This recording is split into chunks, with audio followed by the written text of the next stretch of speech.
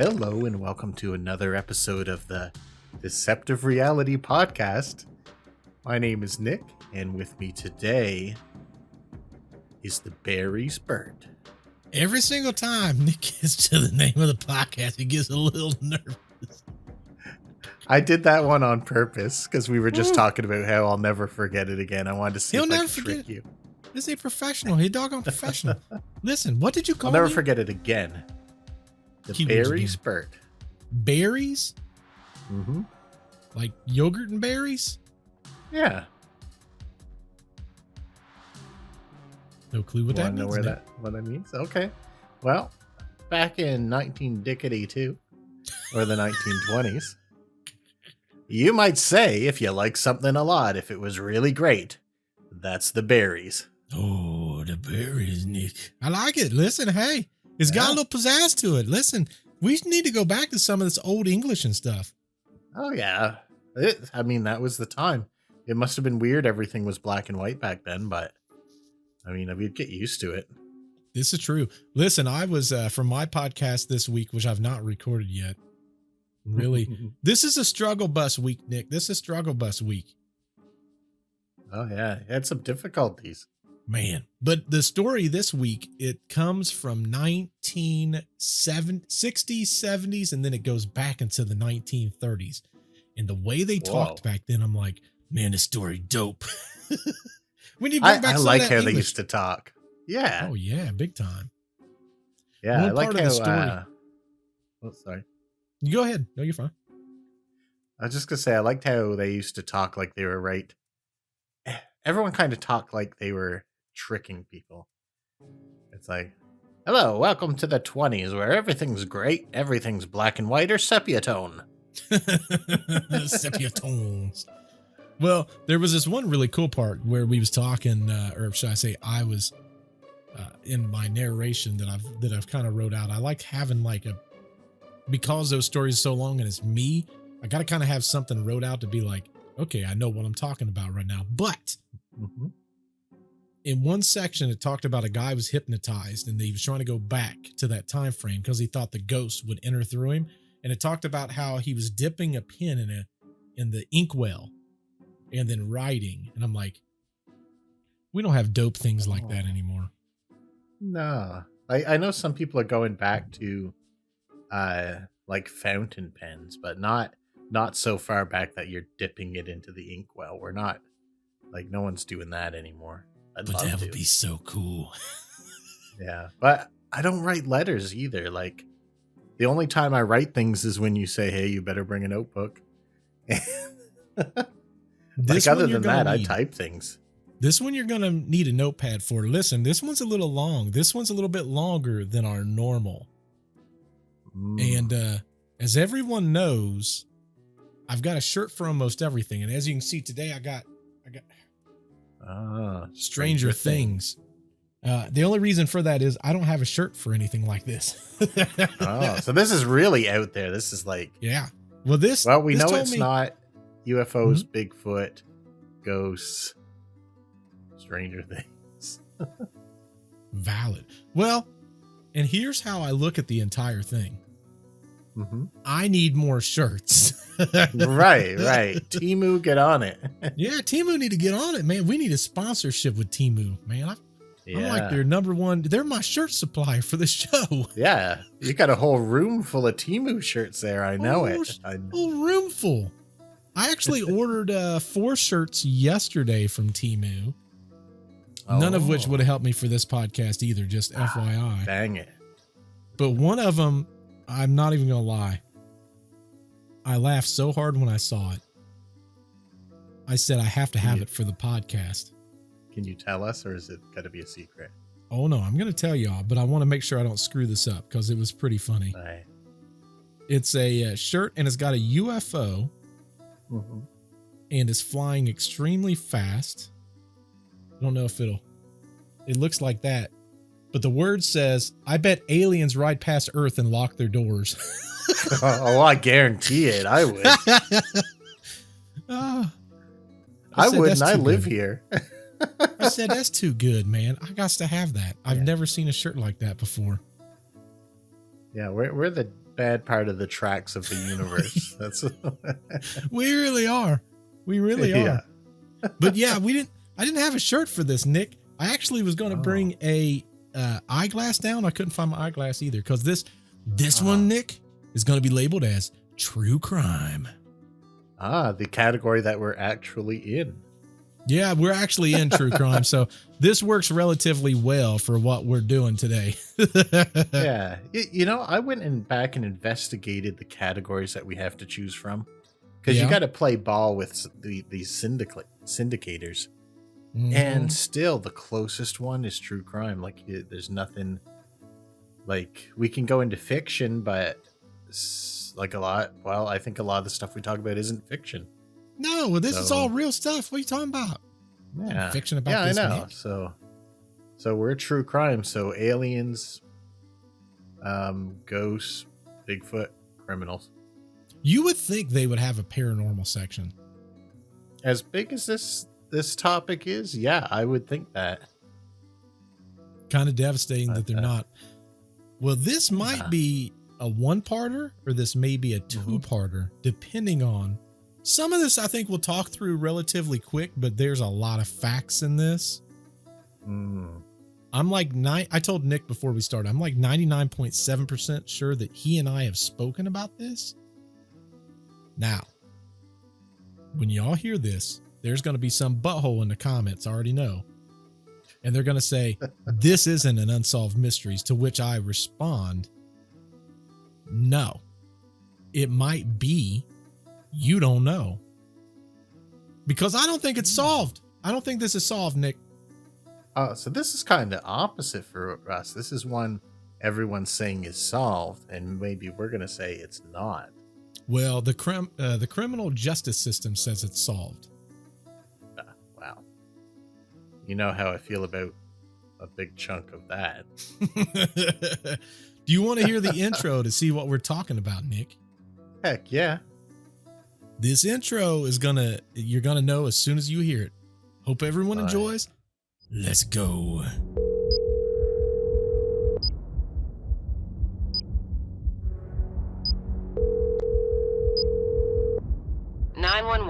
What is your emergency?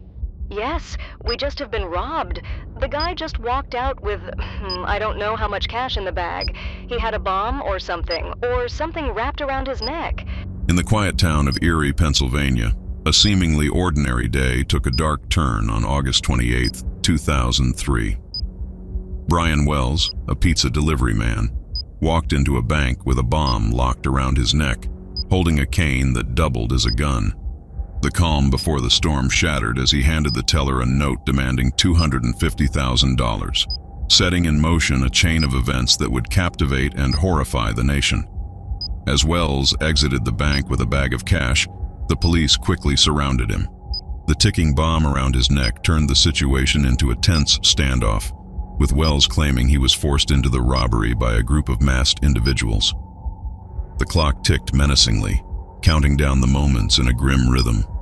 In the background, the masterminds watched from the shadows, their identities hidden, their motives murky. Who were these puppeteers pulling the strings in this deadly game? As the bomb squad raced against time, the eerie silence was punctuated by Wells's pleas for help, his eyes wide with the terror of knowing that each passing second could be his last. The explosion that followed was not just a literal blast, but a shockwave that rippled through the heart of America, unveiling a twisted plot of greed, manipulation, and deceit. This was no ordinary crime. It was a macabre spectacle that blurred the lines between victim and perpetrator, between innocence and guilt. As the investigation unfolded, layers of the conspiracy peeled away, revealing a story so bizarre, so chilling, that it seemed the stuff of fiction. Yet it was all too real for those caught in its web. This is the tale of the Collar Bomb Bank robbery, a story that delves into the darkest corners of human nature and the chaos that ensues when the ordinary is overshadowed by the extraordinary. Oh yeah, I knew really early on what this was, and we have talked about this. I was pretty sure we did. Yeah, there's one thing I gotta disagree with you on, though. Mm-hmm. And that's that I think a lot of people are going to agree with us that it's not solved, because I talked to a lot of people who were not satisfied with the ending when they heard this. Yeah, because it was so whack. Like when I sit back and I think of true crime, and then I look at how did it end, this one I was like, that's not how I see this. Yeah, I don't want to go towards the end too much. Mm-hmm. So I'm going to talk about it in vague terms. Have you ever read any Agatha Christie novels? I want to say yes, but I can't think of any off the top of my head. Well, I'm thinking about a very specific one. Murder on the Orient Express. Have you heard of that? Mm-mm, I don't think so. Well, how that ends, and this isn't directly related to our story, but it reminds me the two make connections, that it's kind of like a guy gets murdered. In the end, the detective finds out who it is, but they don't really like the guy. So everyone's like, must be the person who's already dead. I guess no one is responsible for this. Let's all go our separate ways. And that's the way I feel like this case is. You're absolutely right on that, because I feel like they just said, well, close enough. Like, good enough. And you know what? Being a detective's a job. Like, sometimes you're just like, well, slap a sticker on it. We're done. Send it out, you know? Well, the way I look at this, Nick, is we're truly going to figure out, as well as all of our listeners, what in the world, who in the world did it? Why did they do it? Who was involved? Who wasn't involved? Because this thing, as you know, has so many. It reminds me of Circleville Letters so much. There's so many spins. I really wanted to do this as I typically do, which is a story in chronological order, but it did not. It didn't do the story justice. Because there's so much of speculation, and for me, when I listen to it back, I'm like, there's so many gray areas. So the way I did this, that was a story to tell you the basics of where we're starting. That was basically the intro. Right. The next segment we're going to do, I'm going to break down how the entire thing started based on facts that we know. So only facts that we know. The second part is going to basically break down kind of the plot and the planning that went into it. The third one is we're going to talk about the protagonist, which in this case is Brian Wells. What we know about him. The fourth segment is all the weird things that happened, which we've already got a bunch. Yes. Like if you need a hook, we've got bomb around neck, cane gun. Where have you ever heard that before? Cane gun. There's your hooks right there. Like that's a good starter. Correct. Fifth one, we're going to talk about the actual what was going on. Sixth one, we're just talking about basically what was found. 7, we're going to talk about law enforcement. Then when we go to 8, 9, 10, and 11, those are, one of the 4 of these are suspects or guilty. We definitely know was one of these 4 people was the mastermind, and we're going to try to solve it.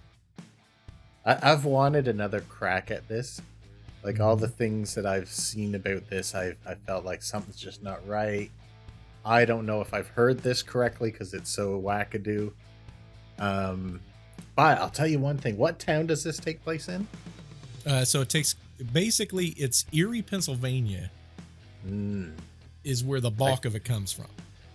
I think Erie is an old English word actually meaning everyone who lives here is a horrible habitual liar, because we're going to come across so many conflicting everythings in this story. I know that already.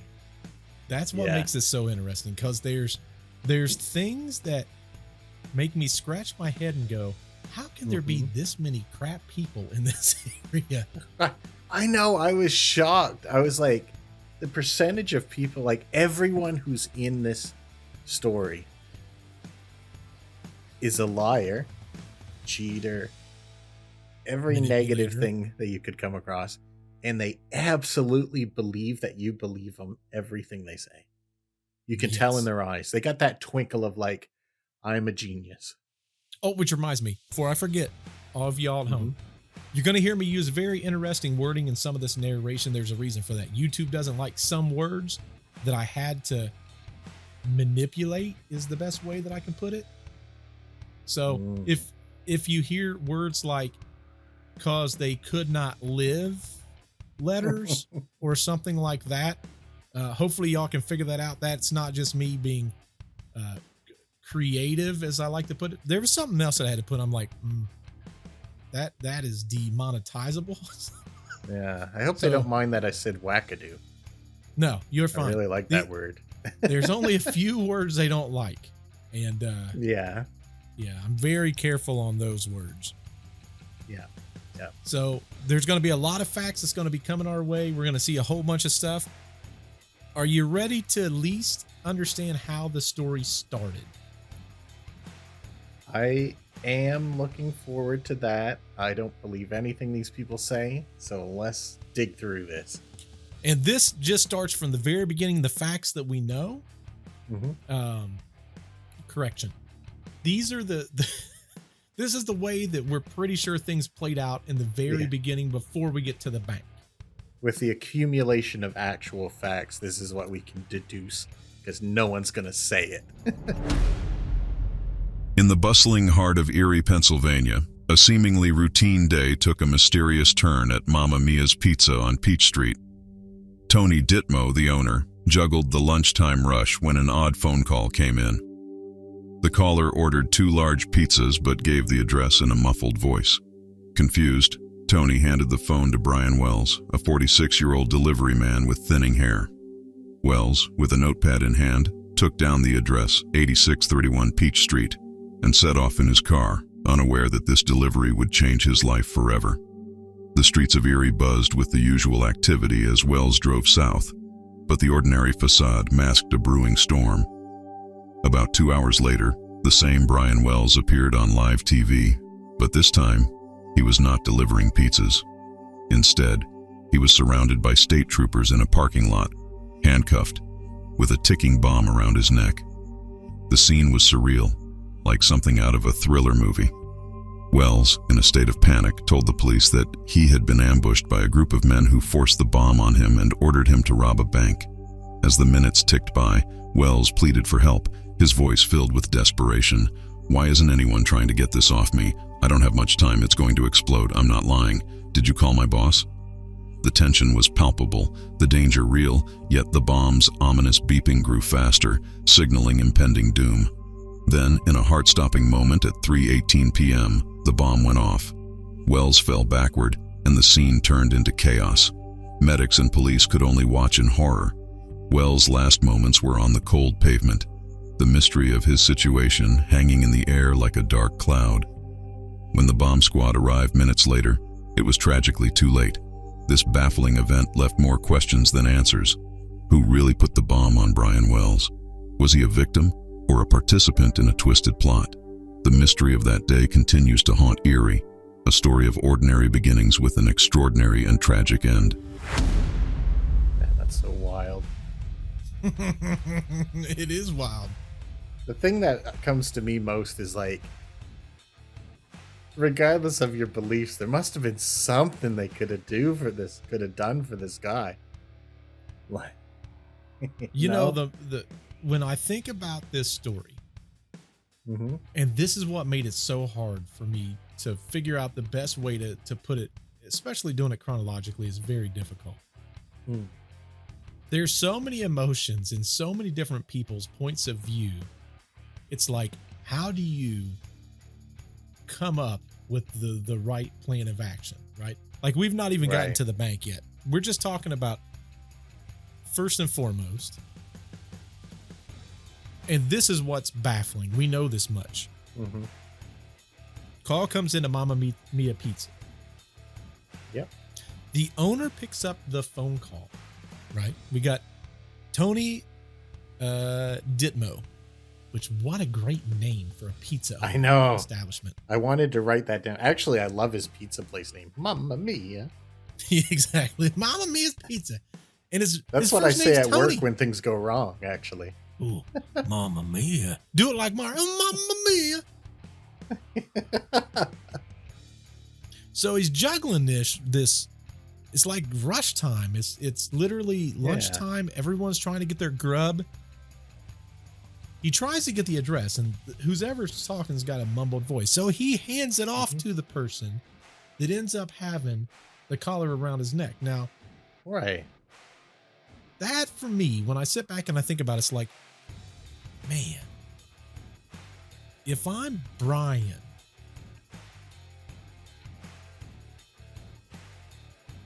and he's clearly the pizza delivery guy, right? He's going to deliver it. There's no reason to hand him the phone unless it legit was muffled and the owner didn't understand it.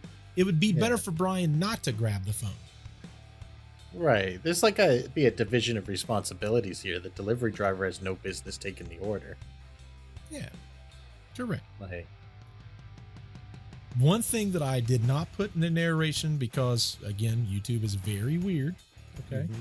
I'm not accusing a certain race of person for this crime. This is what was said, was that a series of black men put this bomb around his neck. Yeah, I'd heard that before. That becomes important in this story. Just FYI, everyone. That's why I bring this up. Because we're going to see some suspects in the future, okay? Yeah. Well, let me tell you, you bring up, you said, I'm not being racist, this is what was said. The reason that people say that so frequently to cover their own crimes is because that racism exists. Like, there's always like people reporting crimes, and it's like, oh, there was people who have like gotten rid of their own children and stuff like that. And what's the first thing they say? Oh, who kidnapped your child? Oh, it's some black guy, or Hispanic, that kind of thing. Whatever it is. Yeah. Listen, the only group of people that seem to be good is Chinese. I've never heard someone say this Chinese person. Like, never's happened, unless it's like a stupendous achievement of some sort. Like they figured some kind of major achievement out. I don't know about that, but I mean, even like stuff like that, that's sort of like a reverse racism kind of thing. Oh, people are just people, and there's a-holes amongst all. Agreed. All groups, but I'm saying generally, think Yeah. about it. Any crime, have you ever acknowledged that ever happening? I don't think so. I mean, I can't probably think of not a much time. in America, that's for sure. Probably That's what I'm tons of times saying. in China. Yeah, probably. That's true. That's valid. Yeah, in fact, I know some pretty serious crimes that happen there, but I'm just saying, if I was a police officer and that's what someone said, I'd be like, "You a doggone liar, sir." Yeah. Don't you lie to us like that. Yeah, but I mean, everyone's got that, well, not everyone, but a lot of people got that built-in racism, so they're like, For sure. it was a bunch of black guys in our predominantly white town, let's get them. Like, that's what a lot of people think, like, Right. and that is wrong. But Well, it and I happens. think, and the biggest reason that I bring it up is because we're not going to get to it for a while. Yeah, But I'm like 85% sure I'm going to forget by the right. time I get there. So just FYI. And it's important. That's a very Yeah. important thing in our story. Yeah, sure. But Especially that is knowing what where he some of said. this goes. Yeah. Correct. Because there's going to be a point in time where you're going to be like, why would he say that for? Like, that does not make a lot of See, sense. That line there is what really throws a wrench into the whole I darn know. thing. If he I hadn't know. said that, this might have been an open and shut case. Open and shut case for me too. That's what I'm Ah. saying. It's so That's- confusing to me. I mean, he didn't deserve to get his neck exploded, but kind of a little jerk about this. Here's what's crazy too. That bomb went off around his neck. Right. I would have thought that would have been a very fast death. They said he He died a very slow death.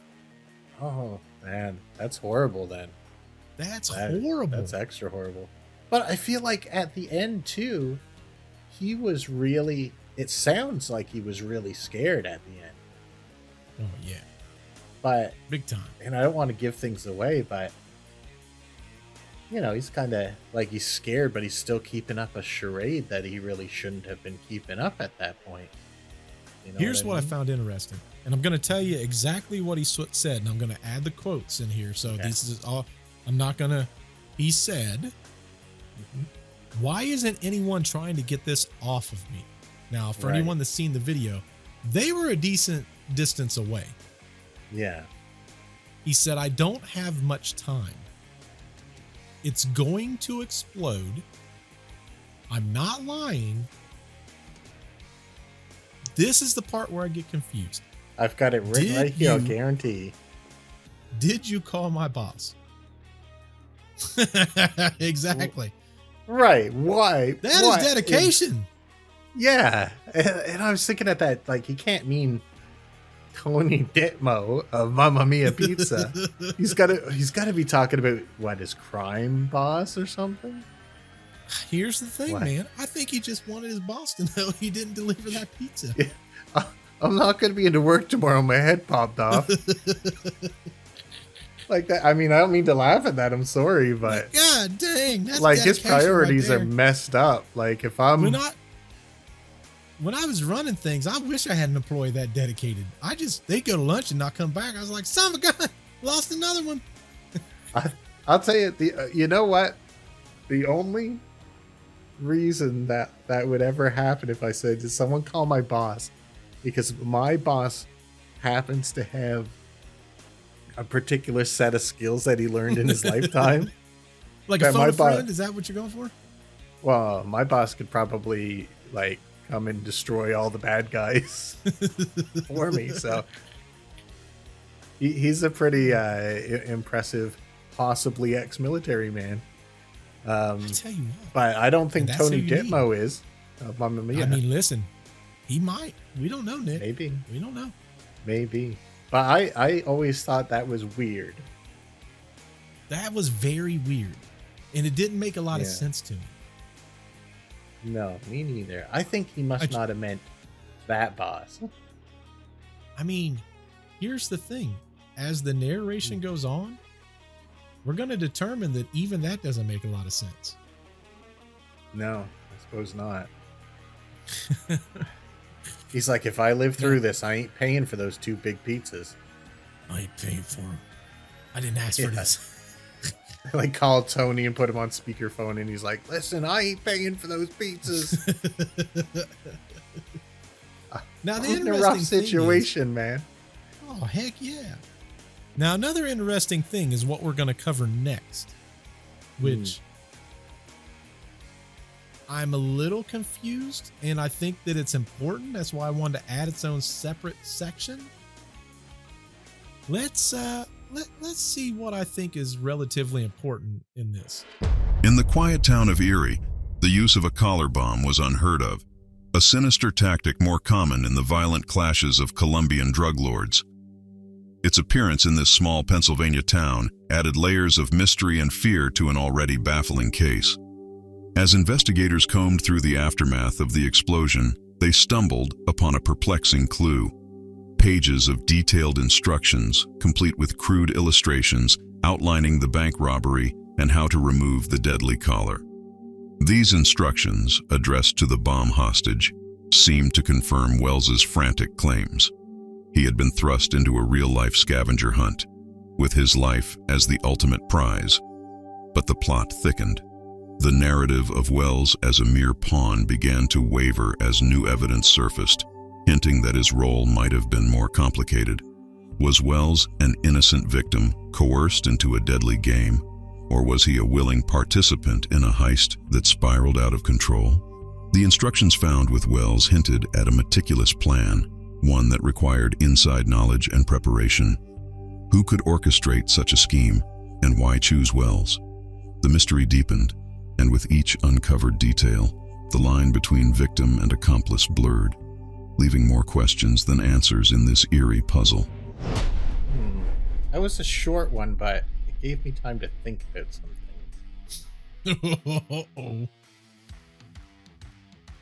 I wonder if maybe, I kind of dismissed Tony Ditmo right off the get-go. You did. Yeah, I kind of want to keep an eye on Tony here. Because it talked about having some insight into the plan, maybe some insight into the bank. And I know business owners sometimes get a little more care when they go to the bank. They get more information than the average person does, like when drop-offs happen, when pickups happen, all that kind of stuff. So I want to keep him as potentially involved in this. Ooh, Nick is adding people. Okay, listen, hey, Nick's already, he's got a lineup already. Well, if you think back to Circleville, I had some wild ideas there that I never really gave up on. I still think that explanation I made is a thing, but hey, I'm all about it. Yeah, we're solving this. Put my detective hat on. I don't know if I mentioned this before, but my well, actually, I don't know if I should say it. I'll say it anyway. My name that I use in some video games is Detective Rabbles. Ooh. Yeah. Ooh. So I like to investigate and I like to fight. That's where the rabble part comes from. Or rabble. Hey, listen, I'm all about it. Listen, in this case, there's going to be a lot of questions. I keep going back, and I'm sure people's like, why does he keep saying this for? I want it to be well known that Brian Wells is potentially thought of as being in on this. I think he has to be. I kind of think, but oh, dang it. I just, made another connection. Yeah? Tony couldn't understand the people on the phone. How do we know they were mumbling? Maybe he passed it to Brian so he could get better instructions on where to go. Could be. And sort of keep himself clean. Like, he's like, well, I don't know where he was going. I couldn't understand him on the phone. I passed it off to my delivery driver to take the order and everything, even though I've probably got 10 people in that restaurant to take orders normally. Could be. Listen, that's speculation. Nick's speculating on that. We don't know the size of his pizza. Oh yeah. This is all alleged. Allegedly. Alleged. We like that word.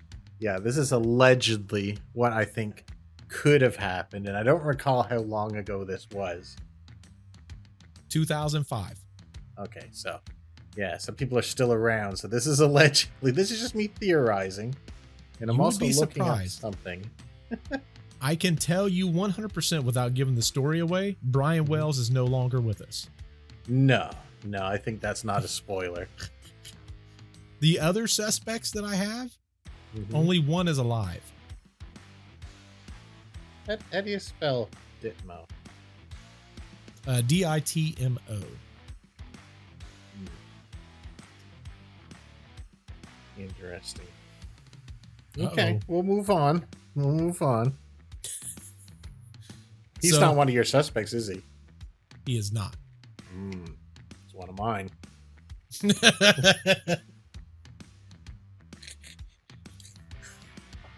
Listen, Tony, if we're ever in Erie, PA, and you still got a pizza joint, we would like a large extra pepperoni pizza with extra cheese. That's right. And if it's good, we'll leave you be. If it's not, investigation. When we start doing these podcast tours, Nick, we might be going to some of these restaurants now. We can't be messing. We need to go to Mamma Mia's Pizza. If we go to Erie, PA for one of these podcast tours, Mamma Mia Pizza, baby. I kind of want to look it up to see if it's still going. Then, we could. I would love to stop in there. I should have done that. Yeah. And just in case this is where it does get back there, this is all fun. My investigations. I think you are probably not the guy, but I just, just for thoroughness. Gotta be thorough. Listen, we're a reputable podcast company. Little stars around your name. Well, the reason I really want to go into this section is because the collar bomb, that is a Colombian drug lord thing. Yeah, I didn't know that. That's kind of why I was looking up the last name Hitmo, to which I could find no hits on Google, by the way. Oh, that's suspicious. Real suspicious. He wiped himself clean from the internet, Nick. That's real sus, like the kids say. To be a Colombian drug lord thing, I find it very odd that it found its way to Erie, PA. Like, of all the ways to concoct this, which also makes me think, at the very beginning when I wrote this and I wanted to do it so bad, I wanted to have a thing going, do you like to play games? But I didn't do that. I'm an adult. Yeah. Okay. Reputable podcast company. I don't have to make reference to movies. I kind of would like that. I know. I was sitting there thinking, should I do it? And I'm like, nah, because I'm a reputable podcast. I'm not going to do that. I'm a grown adult. Oh, maybe you could just like stick it in at the end afterwards in post. Yeah. Do you want to play a game? I like that. Or make it like a reference to Jigsaw or something, because that's literally what this is. I know, right? The other thing too is to make something like that. It's not easy. There's two kinds of people who could accomplish that. One, very smart person. Two, so smart but very confident person who got lucky. That's the two types of people who could do that. Think about this, 2005. Right. No internet. You would have to be pretty well versed. Yeah. You would have to be. I would think so. Now, I will tell you, and we're going to cover some of this in the near future, but I'm going to go into a couple small things. I've got some other stuff, obviously, that we're going to dig a little bit more into. But when we look at, obviously, this happened. It exploded. Now the cops are like, okay, he was legit on that one. He wasn't playing. Yeah, he wasn't fooling around, guys. Wasn't fooling around. This one might have been real, guys, because I can only assume a decent amount of times they probably get calls where they're like, yeah, I got a bomb. It's never a bomb. It's never a bomb. I'm laughing too much for such a serious topic, but the beginning of that segment, it was like, well, this was a small town, so collar bombs weren't very common. And I was like, I've never lived in a place where they're common. I've lived in some of the biggest cities in Canada, and I never heard of one of those. Well, and it's like, it blows my mind. And his. Sorry, that was bad. I apologize. I've said too much myself, Nick, so I can't yell at you. Yeah, I'll hit myself for that later. I'm sorry. I found it weird, though, that the police now, they go searching. They're like, okay, listen, he wasn't kidding about the bomb thing. Sorry, Brian. Sorry, Brian. Our bad. They go to his car, which was a stylish Geo Metro, by the way. I had one of those. Oh, yeah. Then you know, Nick. Yeah, I had to push it up hills when we were going places. They found papers. And it was an instruction manual on how Brian lives. Oh, on how he could live. Yes. And it was addressed at so it is like instructions, and it's like they had different ones. Okay, this is yours. This is yours. Right. This is yours. At the top of his was bomb hostage. Literally what it said. I think I know who this one's for. So was he meant to toss the last part of it to the cops, or like how? No, how were no. He was never supposed to talk to the cops. Oh. Where it went to Rye, I guess. Yeah. It was handwritten, and there was illustration. And it's not funny. Let me rephrase this. Yeah.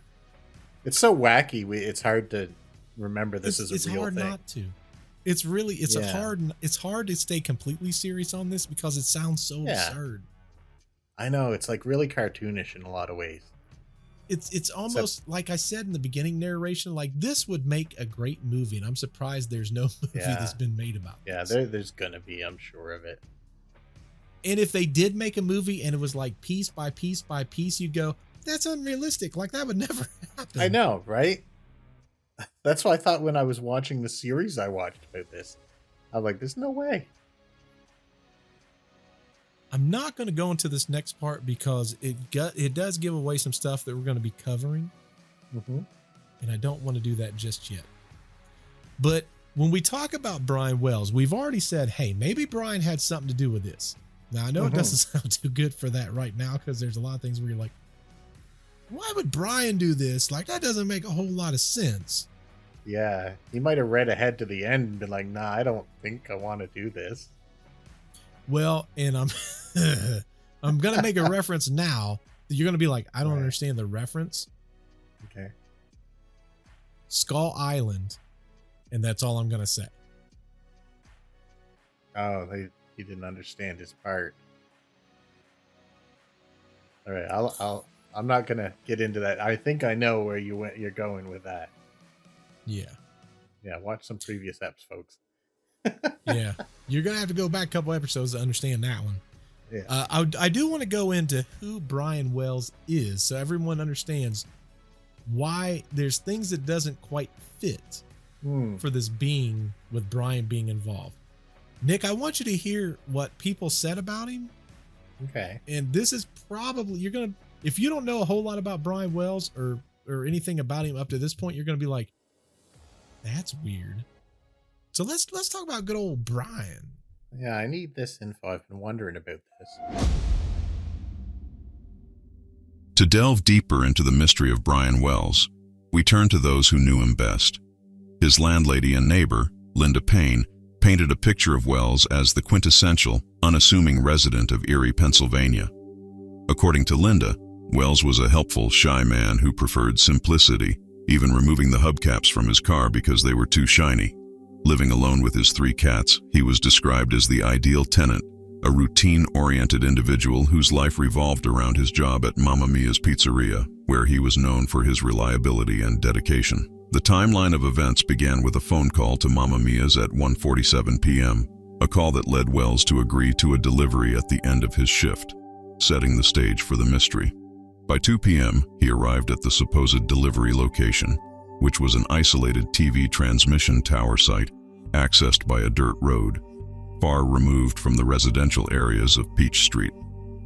Investigation of the site revealed footprints and tire tracks consistent with Wells's presence, yet offered no clues about the circumstances leading to his tragic fate. What transpired in that secluded area remains a matter of speculation, but it was clear that this location marked the chilling transition of Wells from a pizza delivery man to a bomb-strapped bank robber. Just 20 minutes later, at approximately 2:20 p.m., Wells entered the PNC Bank, not just with the bomb, but also wearing a t-shirt with the word "Guess," a garment uncharacteristic of his known wardrobe and one his family claimed he did not own. This change of attire added yet another layer of mystery to the case, suggesting a level of planning and manipulation that belied the seemingly spontaneous nature of the crime. Was he an innocent man caught in a sinister plot, or did he have a more active role in the scheme that led to his tragic end? The answers may lie hidden in the details of that ordinary day turned extraordinary, a day that transformed the life of an ordinary man into a perplexing true crime mystery. I've got a lot to go over through this one. I knew you would. Where to start? Okay, let's talk about Brian first. Okay. Yep. Now, I wrote down a few things here. Helpful, shy man, lives alone, lots of cats, routine-oriented, reliability, removing shiny hubcaps. I'm thinking this guy is definitely probably autistic, and probably a little more so than the average person, because these are a lot of characteristics you see for that. So people can correct me if I'm wrong in the comments, is being manipulative of other people isn't technically a trait I would see with these other things. No. So, that seems like the kind of fella I wouldn't expect to be mixed up in these things. However, I do know some autistic people, like of varying degrees, and I think they can be influenced. Like, they're incredibly smart, but they can be easily influenced by the people around them sometimes. Mm-hmm. So that's what I'm thinking of Brian. Like I said, in the comments, if you don't agree with that, or if I was wrong on any of that, let me know. Well, and I don't think you're far off. Yeah. There's some things that I left out or I didn't delve too deep into. I kind of wanted to put the Right. basics there. But here's what he used to do every single day, just to give you an idea. We're going to paint the picture of Brian, okay? Okay. He would get up every single day, and the first thing he would do is go to McDonald's or some restaurant like McDonald's. Mm-hmm. He would get a breakfast sandwich, and he would get a newspaper religiously every day. So that's more routine stuff. Like, that's more sticking to a strict routine. Yeah. Yes. Okay. He would then, after he did that, he would go back home Mm-hmm. until it was time to go to work. Okay. Man, I'm not that alert in the mornings. Like, I can handle that kind of nonsense. Well, he worked at Mama Mia's Pizza for 10 years. He was a 10-year employee. Right. As a delivery driver. I mean, it could be varying roles, but the last role that he had Yeah. before an For the explosive incident. opportunity. Yeah. I feel like in that business you'd go maybe from delivery driver to cook. You probably wouldn't go like cook to delivery driver. I don't know. Right. That's my feelings on that. Correct. So Now, another big thing about Brian, which goes back to what you're saying, is yeah. in the 10 years that he worked for Mama Mia's Pizza, Mm-hmm. he was late one time. Right. And the reason he was late was because of the death of one of his cats, and he still showed up. Yeah. And you know what? Knowing this new information about him, I'm not as surprised that he said, "Did you call my boss now?" Exactly. Okay. I couldn't say All right. anything then, Nick. Sorry, Tony. I mean, not sorry. Like, you don't want to be on this list. I'm crossing Tony off here. But yeah. Here's the weirdest thing. Mm-hmm. These people must have known sort of like the goings on of this pizza place. Like, number one, they call for the last order of the guy's day. Number one. Yeah, because that was just timing wise right there. Right. I think they have intimate knowledge of how things work there. They call and they sort of mumble to Tony until Tony gives up. Now, they must have known that the only other person that was either there or who he would pass the phone to would be Brian, because no sensible boss, no sensible person is going to send Brian out to the power towers where there's no houses or anything with the pizzas. That's just asking to be robbed or... Yeah, but they didn't know Or that's what it was. It was unalived, 2005. Think about it. They didn't know. They didn't necessarily know that was a radio tower, and an abandoned one. I don't know. Isn't this like a smaller town? No, it's Erie, Pennsylvania. It's big. Is it big? Mhm, Oh, yeah. I didn't realize. Yeah, I thought Erie's it was a relatively smaller big. town. No, Erie's relatively big. Oh, so how would he know to get there? My guess is, and I think that I've never worked for a pizza joint, but this is what I've been told. Right. They kind of know what areas they're allowed to go into. Right. Now, even though this is relatively secluded, the area, it's not very far from town. So it's kind of close. So my guess is when they gave that street, which was Peach Street, they's probably like, we delivered to Peach Street, but they may not have known that, 5154 was Peach Street. Now, that being said, that brings up a valid point. I never really thought about this. Brian had worked there for 10 years. Right. He would have had to have delivered some pizzas over on Peachtree. Yeah. I feel like a lot of people would have known what's there. And I think they didn't want to tell, because they could have accomplished their plans by telling it to Tony. They know Brian's going to deliver it anyway. I think they didn't want to talk to Tony because they knew Tony wouldn't send him there. That could be. But then that would somewhat implement potentially Brian. Either that or Brian doesn't understand the danger of doing that kind of thing. I mean, Brian did take his hubcaps off because they were too shiny. Right. Now, I don't know. He could be implicated in this, or he could just not understand. Like, a lot of people who are autistic have trouble understanding the motivations of other people. That's true. Like, they might not, if he was autistic, he might not understand that this is the kind of situation where someone might want to do you harm. That is true. Because they're sort of like, well, I would never do that to someone, so other people must not do that. Well, and I keep speculation, of course. 100% speculation. I keep referring back saying, is he innocent or is he a part of it? And there's a reason for that. Yeah, and there's what I'm saying now could be either way.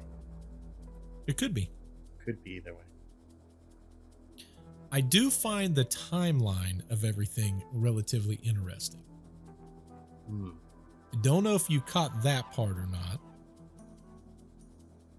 So the phone call came in around 1:47 p.m. Right. Wells agreed to take the delivery, even though it was the end of his shift.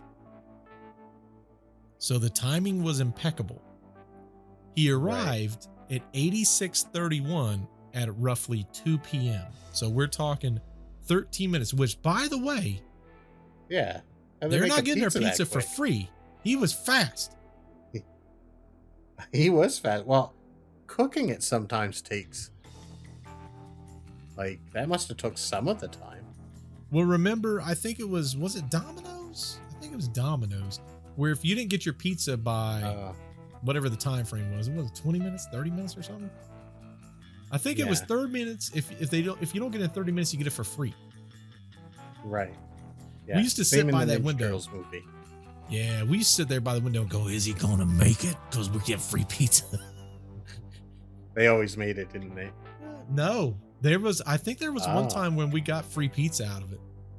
Oh. That was exciting. No, just kidding. He probably did. So he got there at 2 o'clock. So 13 minutes, they made a pizza and he delivered it, which means it had to have been close. Made 2 pizzas and delivered it. 2 sausage and pepperoni pizzas. Right. Unless they had them on hand, but that seems unusual. Now, from 2 o'clock, exactly 20 minutes later at 2:20, he walked in the PNC Bank. So in 20 minutes, he delivered the pizza, plural. Mm-hmm. Yeah. Got a bomb strapped to his neck. Mm-hmm. Was given instructions. Yep. Was handed a weapon and was put back in his Geo Metro car. And then he drove to PNC in 20 minutes. Right. Mm-hmm. This is a fast timeline. Very fast timeline. Like, there's no thought process in this. Yeah, broad daylight. Like, there's no messing about. None. And yet, I still think the pizza cooking and delivery timeline is so tight that there's something suspect about that still. 13 minutes in and out. Unless, here's the thing.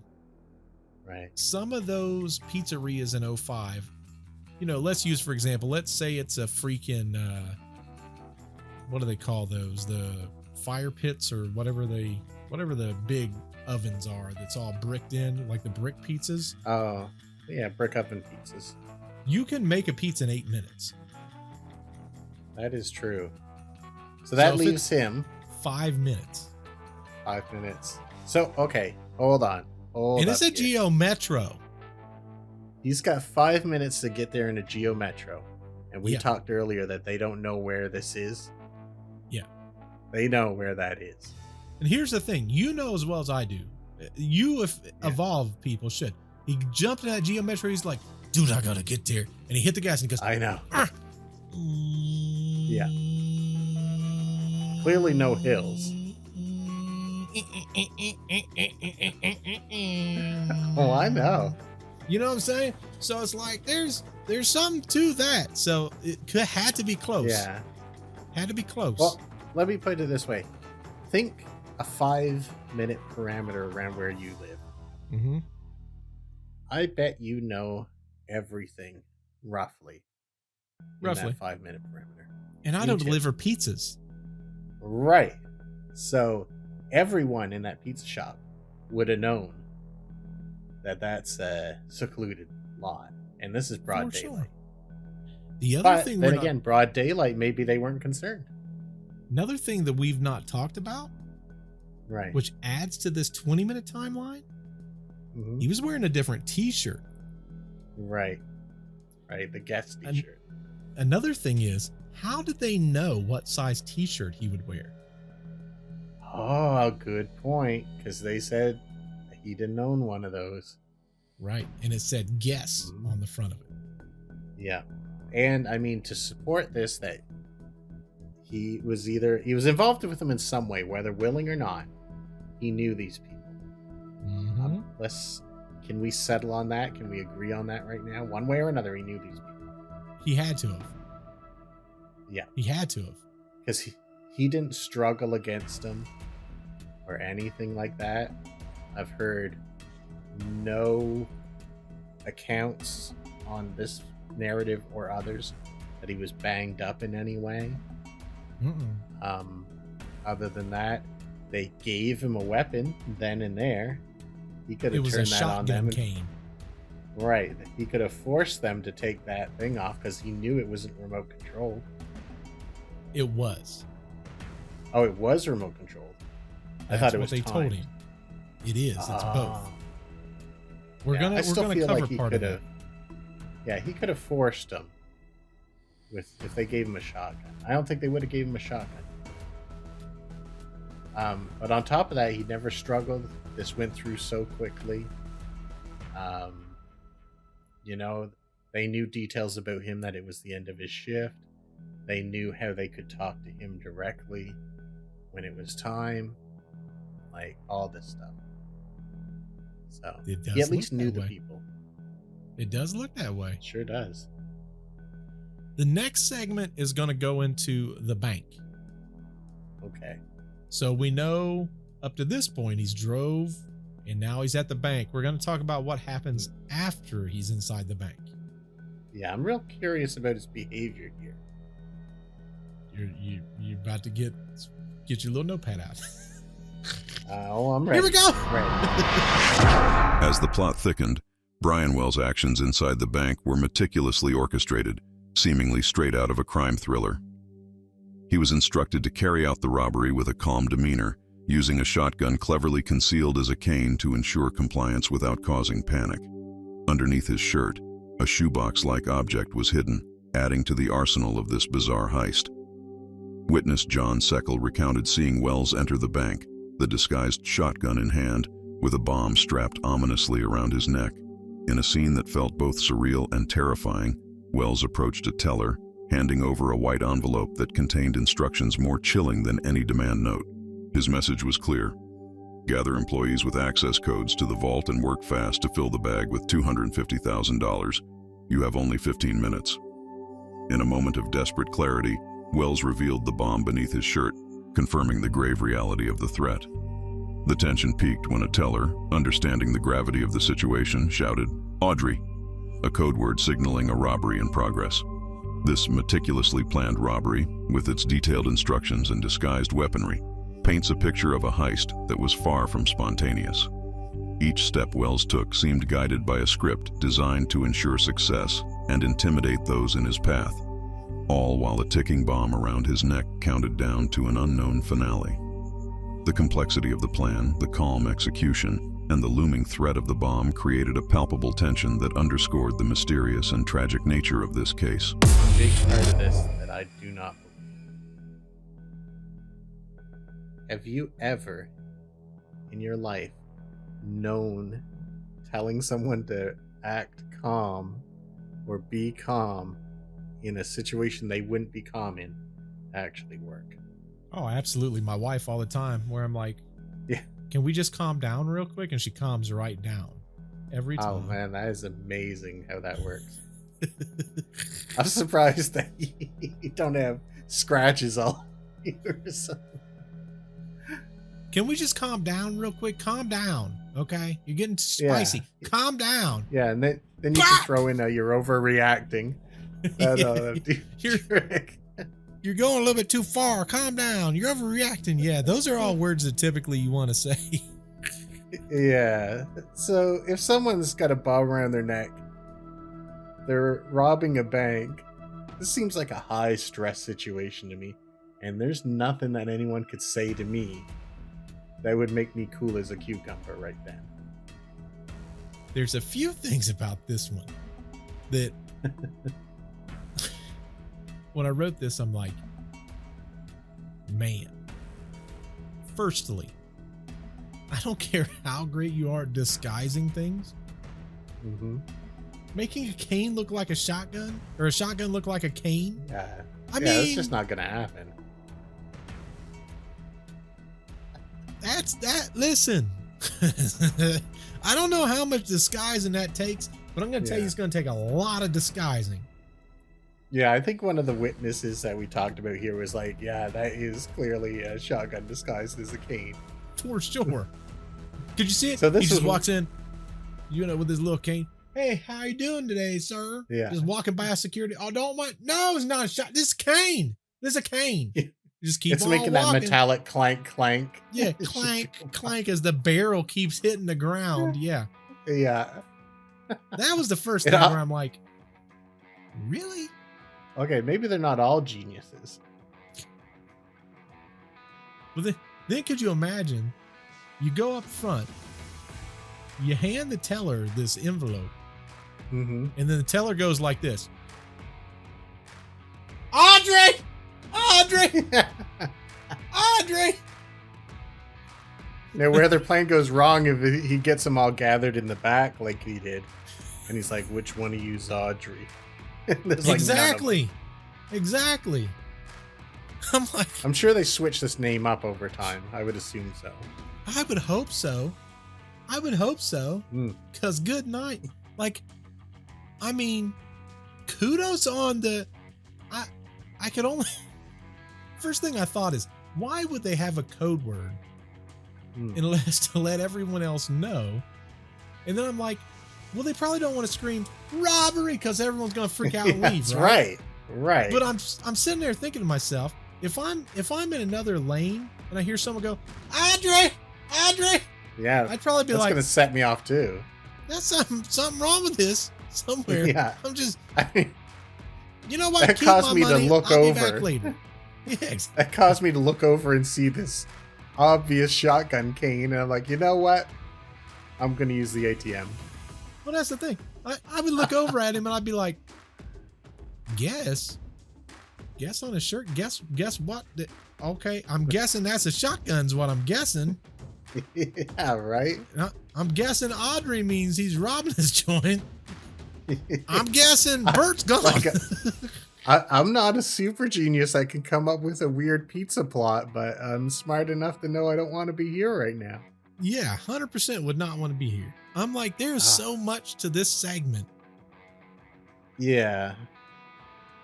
No, I figure he'd be freaking out. He'd be sweating profusely. You know. Now, we're going to talk about this in the next section, but Okay. gather employees with access codes to the vault. Right. And work fast. Fill the bags for $250,000. Quarter of a mil. Mm-hmm. You only have 15 minutes. He's probably like, yeah, we only got 15 minutes, folks. Okay, listen. Yeah. I got places to be. I got a scavenger list. Was there a separate bomb as well, or was it just the one around his neck? Just the one around his neck. Oh, okay. I'd just be like, that's not going to get me. Now, if I'm Brian, I'm thinking me. If I'm Brian. Yeah. Yeah, let's role play. You're Brian. They strap this thing around my neck and they go, you got to go to PNC. We're going to give you this shotgun. First thing I'd say is, okay, take this off my neck right now or you die. That's what I was saying. That's saying. That's me. Me too. But let's say I'm stupid. Not saying Brian was stupid, but let's say Bert was dumb. Okay. Right. And I didn't think of it. Now I'm in my Geo Metro. I get to the bank and I go, oh, wait, I should have had them take this off. But since I'm here, I leave my shotgun in the car and I walk in and I go, help! Help! Audrey! I got this bomb around my neck. They put it on. Someone call someone, help me get this bomb off my neck. I don't go through with the actual crime. Right, because that's not going to improve your situation. No, it's not going to improve right? the situation. But I think to myself, this guy worked at this pizza joint for 10 years. Right. He called in late one time because his cat died. Right. Showed up anyway. It doesn't strike me as the guy that would be part of this story. But then I listen to those two parts and I go, Bert wouldn't do that. Yeah. Yeah. And I'm also thinking, where would they meet this guy? Yeah. Like, he doesn't strike me as the kind of guy hanging out in like the bad parts of neighborhoods because he'd be late for work the next day. Yeah. His routine seems to be go home right after everything. Correct. He's at the same place. Because he has 3 cats at home. Yeah. Yeah. Like, if he was talking to people at McDonald's or whatever, I'm sure someone would have come forward afterwards and said something. For sure. So how did he meet these people? That's a great question. And if he didn't know these people, why was he so compliant? Yes, that's what doesn't make any sense to me. Right. So, because clearly he believed whatever this was legit. Right.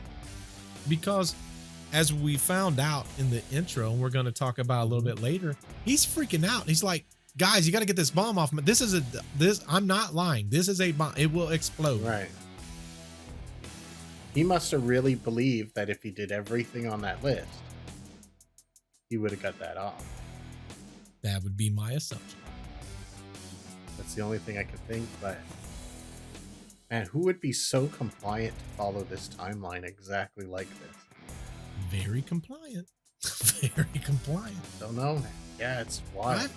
I've not even had employees be this compliant. Right. And I'm paying them.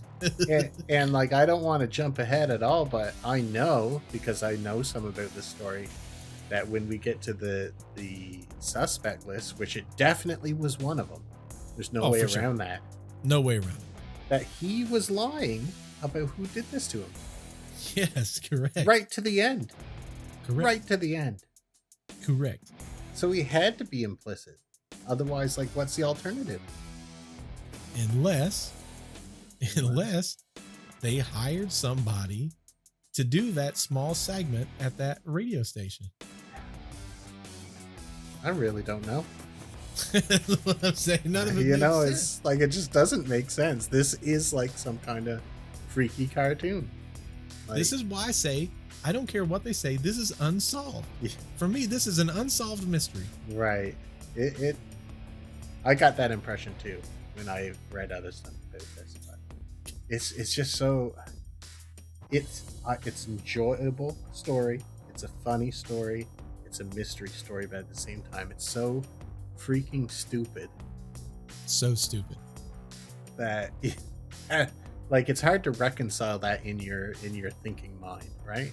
Oh yeah, big time. So he asked for $250,000 in the bank. Right. Do you know how much money he got? How much? Check this out, Nick. In the midst of the escalating tension inside the bank, a whisper of caution from a teller to a customer sparked a quiet exodus as a small group of people seized the moment to slip away.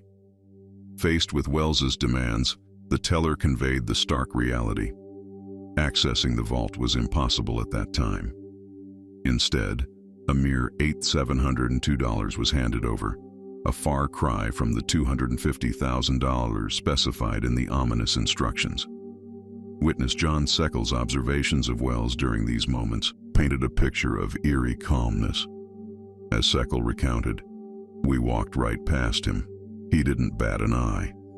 Wells's demeanor was neither scared nor arrogant, but marked by an unsettling tranquility. This unexpected composure under such high stakes added a layer of complexity to Wells's character in this harrowing scenario.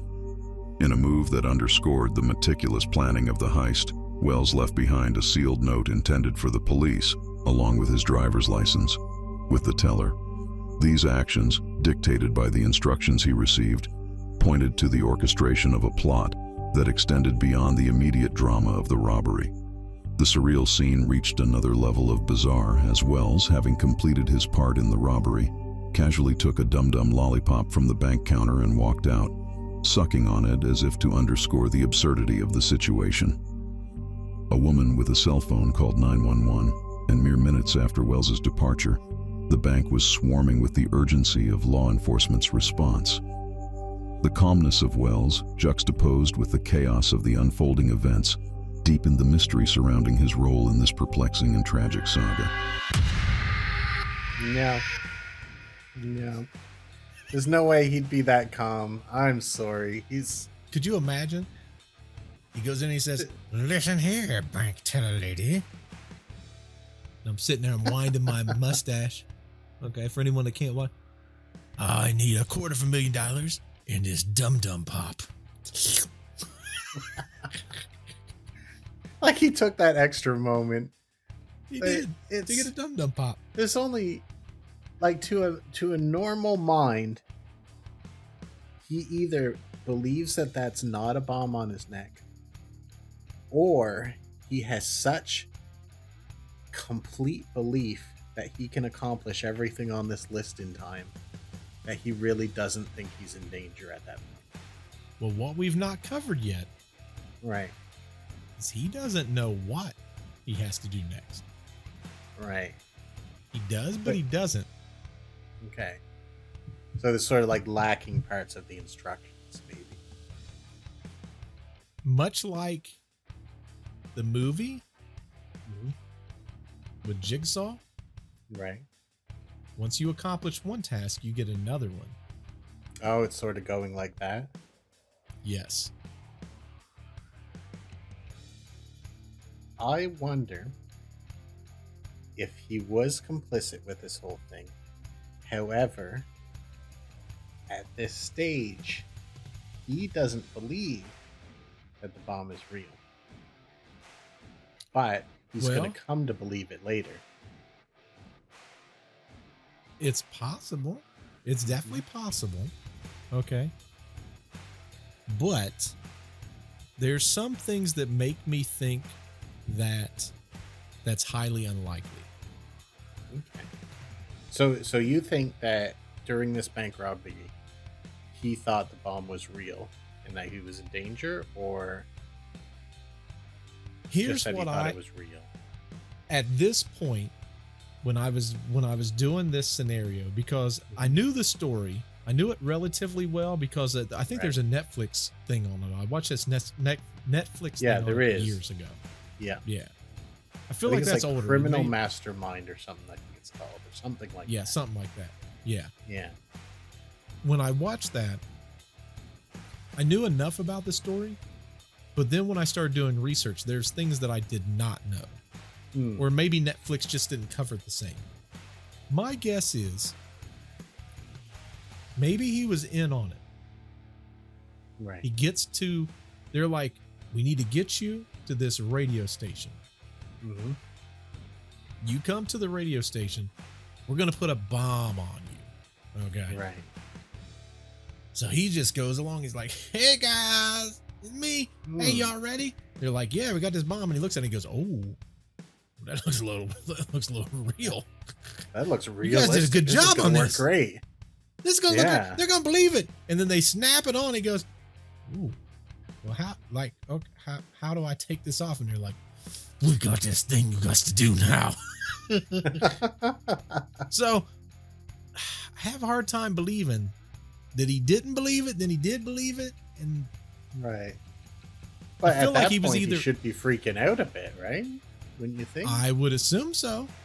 I would. Right.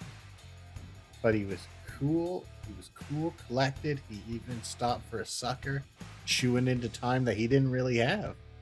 Like that's correct. Not normal behavior, I think.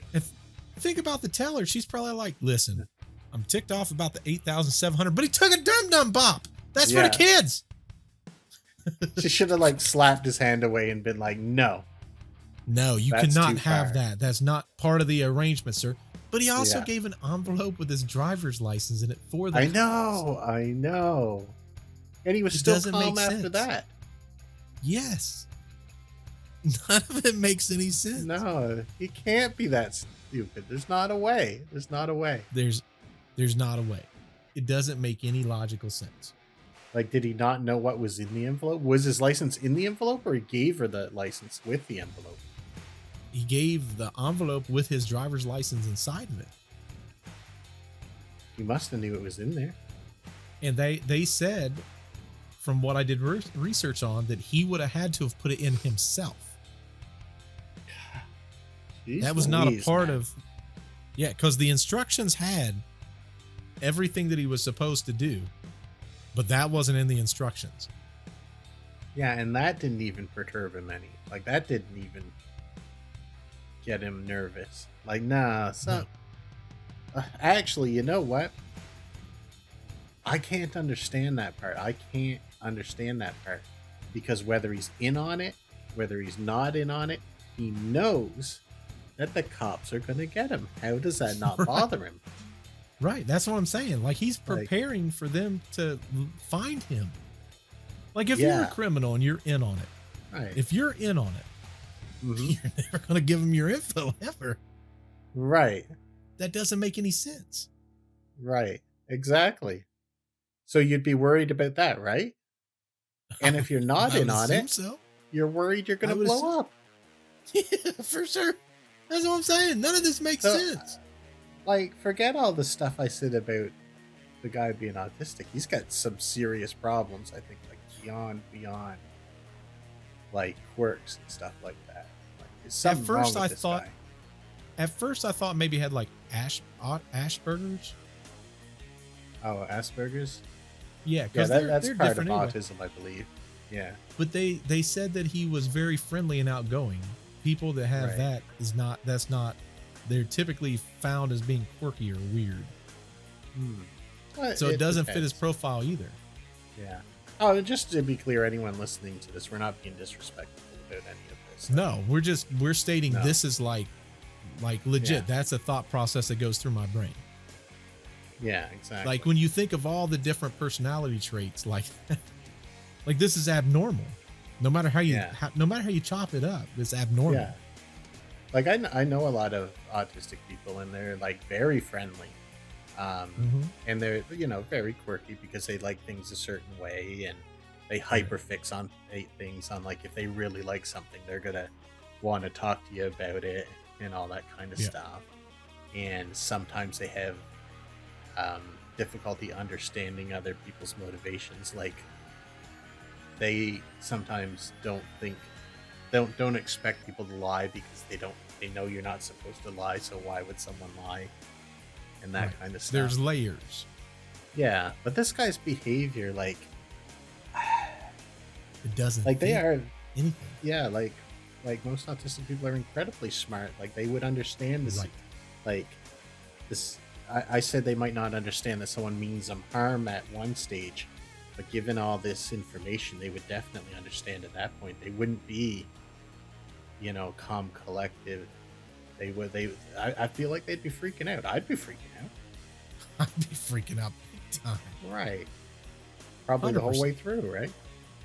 All the way through. Yeah. Beginning to end, all the way through. Right. So if the guy's in on it, it doesn't make sense. If he's not in on it, it doesn't make sense. So this whole bank Correct. situation, I don't know what to make of that. It's very odd, but I had to include it because it just goes Yeah. to show the question is, was he in on it or was he not in on it? Right. This makes me That's- even less sure of any of that. And that's what I'm saying. By the time we get to the end of this, that's Yeah. the main question. But the next question is, if it's not him, in which we're going to guarantee it's not him 100%, Right. but Right. who was it? And we've got, like I say, there's 4 total suspects. He's one of the 4. Mm-hmm. One of the 4 of them had 100% to do with it Yeah. or a percentage to do with it. And we have to try to crack who that is. Now Rough. we've covered obviously what happened inside the bank, which is weird, it's quirky, doesn't make any sense. Right. We're going to go past that. Okay. The next mind-blowing thing that happens is when they have the epiphany when they go to his car after the mind-blowing experience. Right. Do you want to hear what epiphanies they had? I sure do. I don't know what to think. I'm so lost. Help. Boom! Oh. Closing this thing off with a big old boom. Oh, my That neck. was explosive if you couldn't tell. At first I was like, oh, my heart, but then I'm like, oh, my neck. Oh, my neck, my back. Don't continue that. Man, what a shocker! What a crazy thing of events. We've already recorded part 2. Part 2 is pretty crazy. I think everyone's going to enjoy this one. This one had a lot of ups and downs. There's so much information we went over. We just couldn't fit in. Yeah. Listen, I'm trying to do more one-parters. This was a one-parter, but I couldn't have told the story the same way as what we did. There's just no way. There's no way we couldn't have done it. We couldn't have done There's it. no way. You can't get onto us It'd have about been this impossible. one. This was a 2-parter from its birth. But it's a fun 2-parter. Oh, sure So you're is. definitely going to want to come back for part 2. We start talking about suspects, some of the other crazy events that occurred. And listen, I've only really got one question. Do you want to play a game? Oh, yeah. Until we catch you on the next one. Goodbye. Bye-bye.